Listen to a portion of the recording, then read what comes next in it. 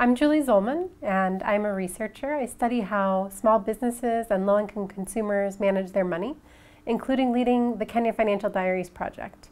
We did this project in Kenya in 2012 and 13 and followed 300 households for the course of an entire year, tracking all of their transactions over the entire year. At the same time, we did a similar study in South Africa with a smaller sample in Johannesburg that let us have a bit of a comparison for the two markets when it comes to payments. We actually did this study in Kenya in 2012 and 13 because M-Pesa had already taken off. Nearly everyone seemed to be using it. Agency banking was just getting going. And we could see that these were really valuable things for people. People were using them a lot, and they were making a big difference.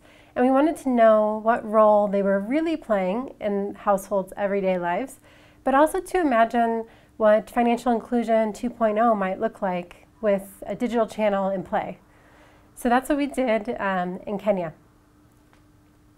I think there are two reasons that payments really matter for low-income people. The first is this sort of futuristic vision we have of building cash-light or even cashless societies.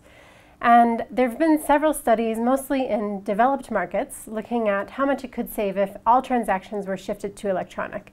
And they come out saying we could probably save 2 to 3% of GDP by saving on security, transportation, printing costs.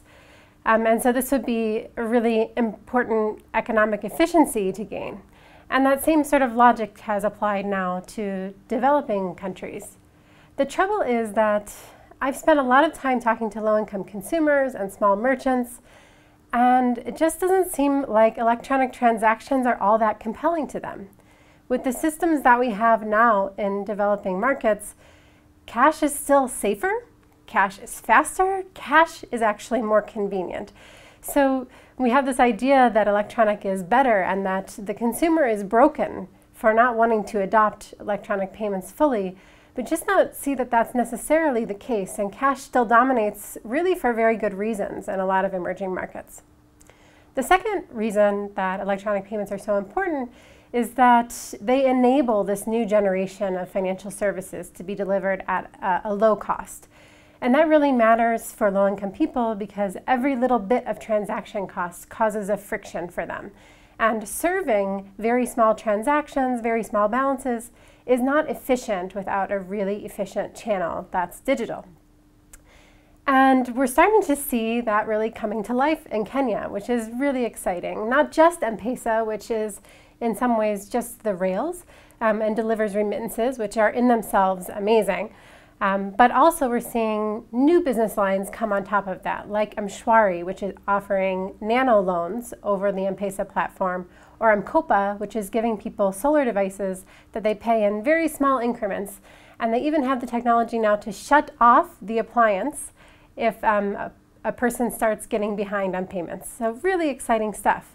And we used to think that first we needed to have that cash-light society before we would have these really innovative and affordable financial services. But Kenya is making us question whether that's really the case. And I would argue that maybe we need to pay a little more attention to those financial services that really add value for people, because just normal payments transactions just today are not better than cash for most use cases for most low-income people. Scroll down a little.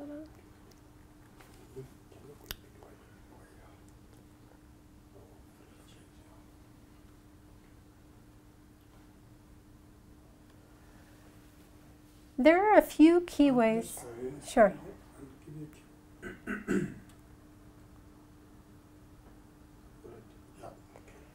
There are a few key ways that the payments environment is really different in emerging markets and developing countries versus more advanced economies. And the first has to do with income. So in most advanced economies, people get paid fairly regularly into an electronic receptacle. So making payments from that receptacle is usually more convenient. That's not the case in most developing countries, where very few people are formally employed. And even some of those formally employed are maybe not yet receiving their income in an electronic form. And there's a huge section of the market that's paid very irregularly and paid in cash payments at irregular intervals. So for them to do an electronic transaction, they have to, all this extra inconvenience of converting cash first to an electronic form and then transacting electronically. So there's this income hurdle that's different in developing countries than in advanced economies. When we looked at the Diaries data to see how people were paying for things electronically, we found that really 96% of transactions were happening in cash, and most of the rest were happening in kind. Electronic payments accounted for only 1% of payments. So we're talking about very little use of digital payments for purchases. But we do see fairly similar transaction levels between Kenya and the United States. In our study, the median household conducted about 70 transactions per month, which was about 29 per adult. But in our urban areas, it was about 70 per adult, which is nearly equivalent to the United States. The Federal Reserve in the US measured the monthly transaction volumes of an adult in the US at about 70 per month. The difference in the developing countries, again, is that the size of those transactions is really, really tiny. The median transaction in Kenya is just 40 cents.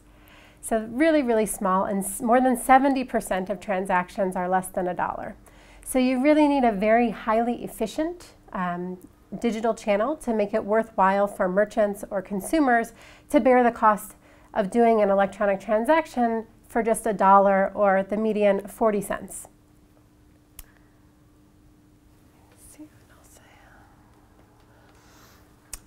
I'll give you a cue again. Okay. In Kenya, we saw that the electronic transactions that did happen for people tended to be really focused on just one thing. Can you guess? Airtime. 86% of all the electronic transactions that happened in the entire Diaries project were for airtime purchases. So this is interesting because it's a very free transaction. It can be purchased directly from your M-Pesa wallet at no cost to the user. So that's really exciting. Except that if you look a little closer, you see that if you look at airtime as a whole, the electronic purchases of airtime accounted for only 8% of all airtime purchases. So what we see is that even for a free transaction, very little use of it really overall. So just 8%. Most of the airtime transactions in the Diaries were actually done in cash. So we really need to dig into what's the motivation behind that. There are a lot of reasons that digital payments, even when they're completely free, don't make sense to people.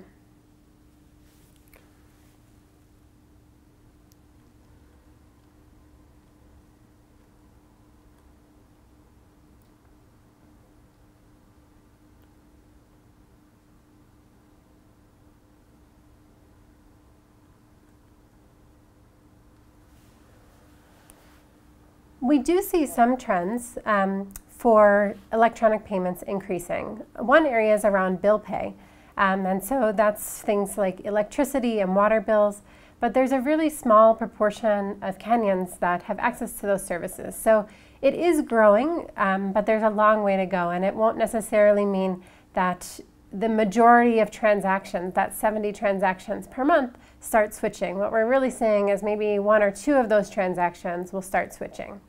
The government's also beginning to push a lot of the payments for civic services like a driver's license and other fee-based services, passports, onto electronic channels. Again, that's really helpful, and it brings important efficiencies to government programs, but it's not going to shift the balance of cash dominance anytime soon. And there are a few reasons that I think we have some big barriers to get over to increase electronic transactions in developing country markets. The first is this income barrier. So if people aren't being paid in an electronic form, then it doesn't make a lot of sense to convert that into an electronic form and transact in it at some cost. So the income barrier is one that's really important and unlikely to be crossed anytime soon just because of the nature of labor markets in a lot of these countries. The next is acceptance. Small merchants don't see a lot of value in just an incremental shift towards electronic payments that starts to cut into their margins. If it's not, there's sort of a chicken and egg problem, where if you don't have enough people demanding to use those services, then there's not a lot of demand to want to be accepting those electronic payments. There's also some fear of tracking from the merchant side and the consumer side. Having all of your financial information electronic is a little bit unnerving, maybe for tax purposes. Sorry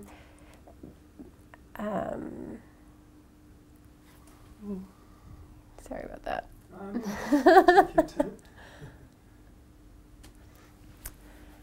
There's also this fear of, okay, sure. There's also a fear of tracking from the merchant side and the consumer side. Merchants, of course, may not be fully tax compliant and don't want all of these records to exist to force them to be so. And consumers, especially if their payments device is linked to any kind of government benefit scheme, they worry that the government may find out that they're transacting in a way that they shouldn't, or maybe they have more money than they should be having to be eligible for their program. So we see, for example, where people are expected to transact using a bank account that's linked to a government subsidy or grant, as in South Africa, people prefer to take all that money out of that account and use it separately rather than transact in that account or have any data really visible in that account for fear of losing their benefits. Another problem is reliability of the electronic systems that we have in a lot of these countries. Transactions can fail, the network can be down. We saw a lot of people in the Kenya Diaries try to use their debit card once, but if they have any kind of problem with it, they abandon the instrument. The value proposition isn't strong enough to endure problems. For example, a poor person who maybe makes a $30 transaction using an electronic form, and imagine then that they get double charged.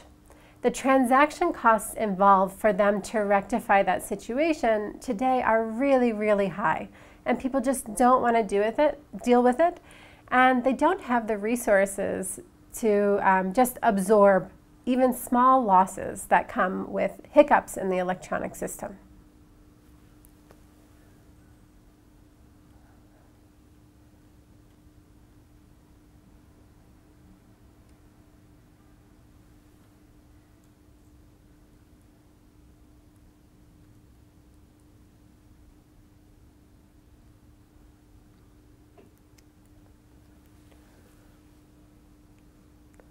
So how should we be thinking about digital payments in emerging markets that really matter for consumers? I'd like to think that we can start thinking more about the financial services that people need, how to deliver value to them on digital channels, and leave behind this idea that they should be transacting 100% in a digital form. I think for many, many years we thought that if consumers weren't using these products, there was something broken with them, that they were financially incapable, that they were illiterate, they couldn't figure these things out. But what we're seeing in Kenya proves that that's just not the case. We see the same people using M-Pesa services that are really valuable for them, and a new phenomenon that's really interesting to me around sports betting. And what's interesting to me is that the sports betting that exists on M-Pesa is actually really, really complicated. You have to do a very difficult process to register for the system, move money into your gambling wallet. Placing a bet is a really complicated process as well. But people will learn that. They learn it because it's exciting, because it's potentially transformative. So it's not the complexity that's necessarily the barrier. People will put in a lot of effort if they think that your service is actually worth using. So I think getting at what's worth using is really where we need to focus our energies. One thing that the diaries do really well is to highlight some places where we can think about financial service innovations that are really useful and exciting for people if we look at their financial needs in a more broad way. So there are three areas that I think are really ripe for innovation in digital financial services that will really matter for people. One is about,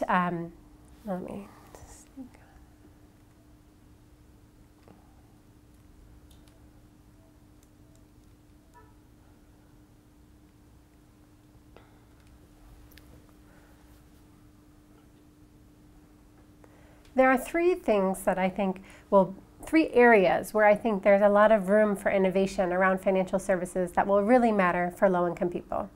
The first is getting more money into the budget. The primary problem of poverty isn't undersaving or underborrowing. It's simply not earning enough money. I mean, if you think about the definition of poverty is not having enough to meet your basic needs. So the reason that I think that M-Pesa is the killer app that it is because it actually brings more money into the pockets of the poor at the moments that they need it most. It's primarily redistributive. It's a platform for remittances, for the people that have money to get it to the people who need money. And that's really a transformative concept. I think that's why it's so valuable for people. It's not the fact that it's digital, although that helps make it fast. It's the fact that it's bringing new money to people. Similarly, we see a lot of enthusiasm around government benefits payments being done electronically. Why? It gets more money into the budget. But there are other platforms as well that are starting to focus on the income side of the equation in a new way. Take, for example, Uber.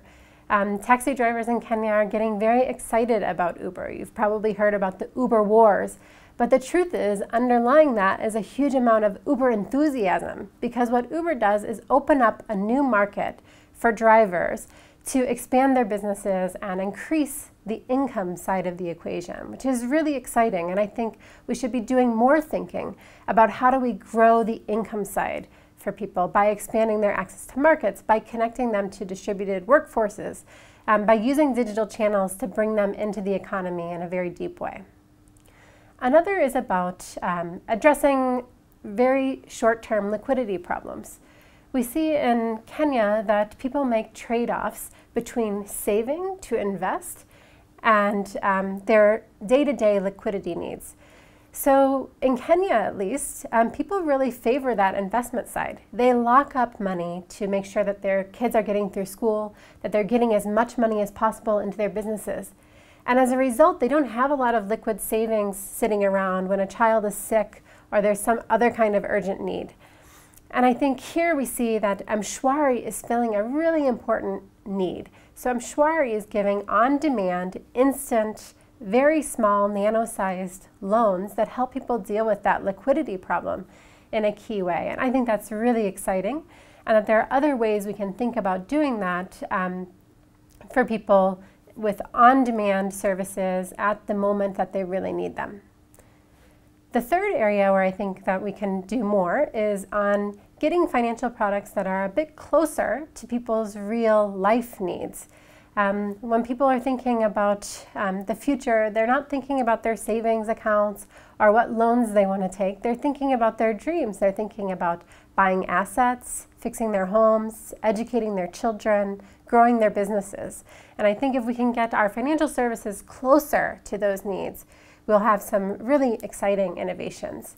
I'm especially excited about potentially offering financial services at the point of sale where people are making an important life investment, whether that be in healthcare, education, agricultural inputs, building materials. All of these kinds of services are already de facto offering informal credit to their clients. But the service providers are service providers. They're educators, they're healthcare providers. They're not financiers. And if we can remove that burden and let the finance be handled on digital financial platforms, we can probably make it easier for low-income people to access these services and let the service providers focus on quality. Some of the ways that we get there, I think, could be drawing on all of these kinds of insights, like the important role that remittances play. Why should you just have a single payer account for school fees instead of letting everyone in the social network who helps with school fees join in and pay against the same account? There's so much space for innovation, and I think we really need to put our attention on what consumers really need on the digital platforms that we have and that are emerging, instead of forcing them to do everything digital. That's it.